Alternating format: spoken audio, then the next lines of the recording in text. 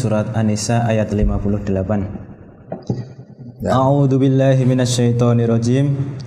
Innallaha ya'murukum an tu'addul amanati ila ahliha wa idza hakamtum bainan nasi an tahkumu bil 'adl.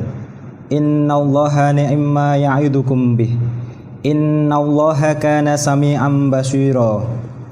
Sungguh Allah menyuruhmu menyampaikan amanat kepada yang berhak menerimanya. Dan apabila kamu menetapkan hukum di antara manusia, hendaknya kamu menetapkannya dengan adil. Sungguh Allah sebaik-baik yang memberi pengajaran kepadamu. Sungguh Allah Maha mendengar, Maha melihat. Apa yang dimaksud dengan amanat dan yang berhak menerimanya ini, Ustaz? Dalam ayat Allah menerangkan la takhunullah wa rasulah wa la takunu amanatikum wa antum ta'lamun. Jangan kamu khianat kepada Allah, jangan khianat kepada Rasul, jangan berkhianat kepada amanat-amanat yang dipercayakan kepadamu. Ya. Maka di sini diterangkan innallaha ya'murukum bil antu'adul amanati ila ahliha. Nah, sungguhnya Allah menyuruh kamu menyampaikan amanat kepada yang berhak menerimanya. Jadi kalau saudara misalnya diberi amanat oleh seseorang, tolong sampaikan uang ini kepada saudara untuk pembangunan ponpes atau pembangunan masjid umpamanya. Saudara menerima, itu harus sampaikan kepada yang berhak menerima. Yang berhak menerima apa? Siapa? Itu yang mengurusi tentang pembangunan pondok pesantren atau yang mengurusi tentang pembangunan masjid. Nah, kalau kamu terima tapi kamu salurkan bukan kepada ponpes atau bukan pembangunan masjid, berarti saudara itu mengkhianati amanat yang dipercayakan kepadamu. Diberi amanat untuk pembangunan masjid, ada sumbangan-sumbangan masuk untuk membangun masjid, itu uangnya kamu terima tapi tidak kamu salurkan untuk pembangunan masjid tadi, itu namanya khianat. Ya? Nah, khianat itu bukan sifat orang yang beriman, tapi sifat munafik. Orang munafik itu idza tumina khona, kalau diberi amanat dia khianat, sanggup menerima amanat tadi tapi khianat. Nah, orang yang semacam itu, orang khianat itu bukan sifatnya orang mukmin, tapi sifatnya orang munafik. Orang munafik itu kalau berkata bohong, ya, kalau janji mengingkari, kalau dipercaya khianat, ya, diberi amanat khianat tadi, ya itu wa idza tumina khona, itu sifat munafik, itu bukan sifatnya orang yang beriman. Nah, termasuk bagaimana?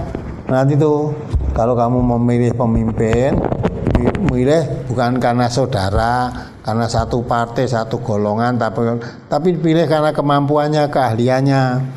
Ya, kalau ada orang yang kamu pilih tadi sebetulnya ada yang lebih mampu, lebih cakap daripada yang kamu pilih, tapi karena tidak ada hubungan famili, tidak ada hubungan partai, kamu milih itu, ya, karena yang kamu pilih tadi walaupun kurang pinter, tapi ini saudara saya.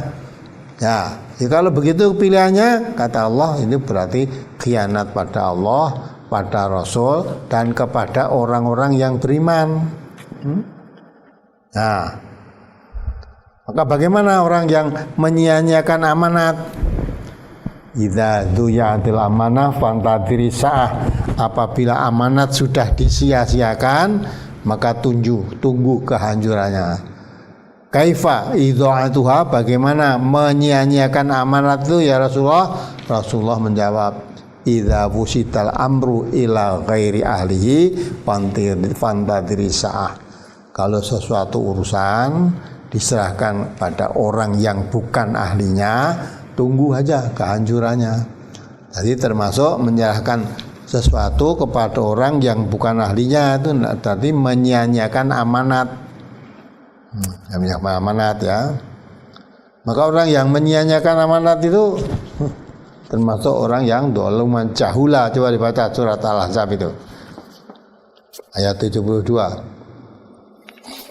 Quran surat Al-Ahzab surat ke-33 ayat 72. A'udzu billahi minasyaitonir rajim.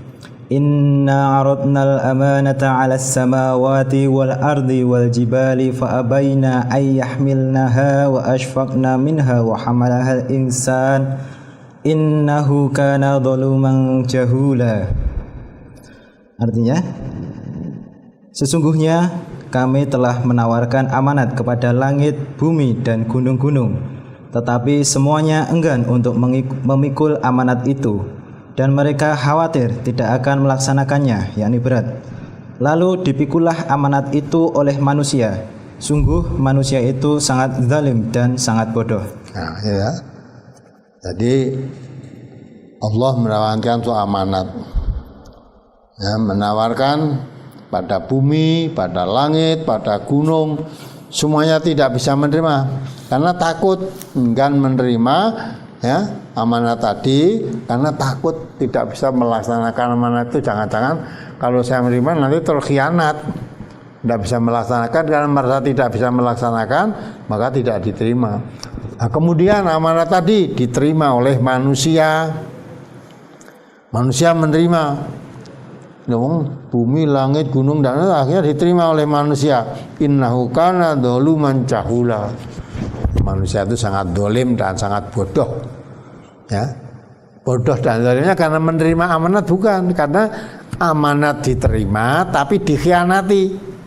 Dia menerima amanat tapi khianat, maka dzaluman, dolim, jahula, bodoh. Dah sanggup menerima amanat artinya khianat, ya.